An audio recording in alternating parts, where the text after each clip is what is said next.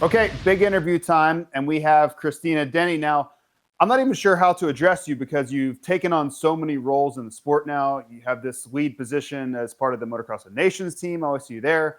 But specifically for today, I want to talk to you about the return last year and this year of the WMX program.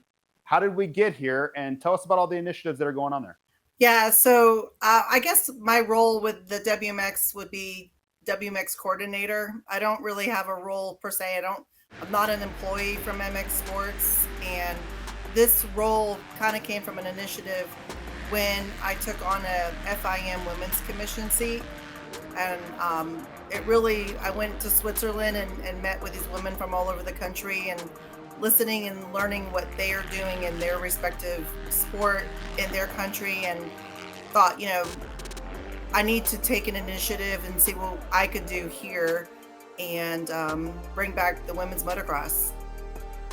So a few months back, the team went over and raced in the Oceania Cup and against Charlie Cannon and Team Australia, and we followed along in this very show. Was that an opportunity to kind of work out some of that planning and see who could come over? Because we saw Charlie on the backside of a surgery show up and race here. So did that present opportunity to kind of align the two series?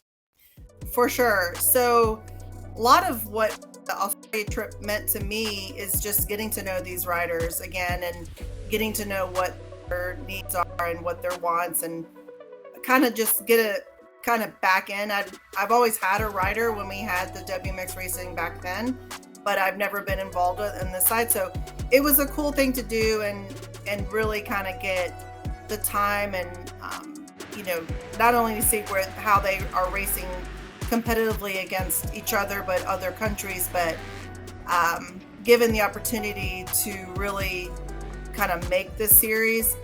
I don't think at that time even Charlie was in coming over. It wasn't talked about there, and it wasn't till I got back and Yariv messaged me and said, hey, Charlie wants to come race, can you help me?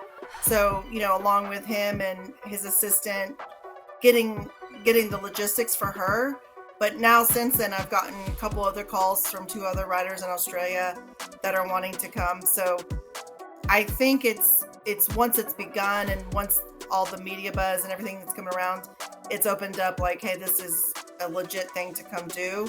So it wasn't discussed before, but I think it's opening the eyes of riders all over.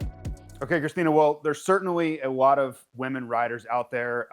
My position at Fly Racing, I see quite a bit of that, but how do you see this growing? How do you see this series taking the next step, getting younger girls involved in the sport, and eventually this becoming a worldwide phenomenon, which is WMX?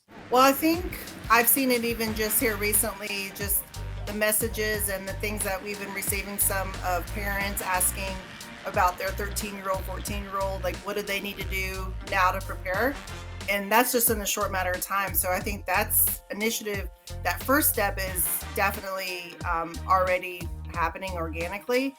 But I think having just even a little bit of changes like we here did recently with adding the women's and girls practice separately at some of these regionals and giving them their own platform gives them a space that they know, okay, number one, that they belong in their own class, they have an opportunity, but what, the biggest question is where does it lead? And having this type of racing and the series to be, especially at the Pro Nationals, I think if anything is just going to give them a goal to shoot for. And, everybody wants a goal and we all work hard for a goal, but without a goal, they're going to just maybe race a couple years and then just quit, go do something maybe in the industry or, just step away from it all because there really isn't anything. But just seeing the outreach of so far that we've gotten, I think this is definitely in the right direction to give the future of the sport the room to grow, but also role models to look after. Seeing the girls lining up at the fence this past weekend, maybe I was able to sit back and look at it and like, okay, there is a bigger purpose and it's right there and in the future of it. And hopefully in the years to come, I want more enrichment activities with, whether it's we do some track walks with younger girls and kind of do like what the MXGP does with their MXGP Academy. I think it's a super, you know, program to bring younger athletes and especially the girls in. So I think we look for those type of things and grow it at that regional and local level.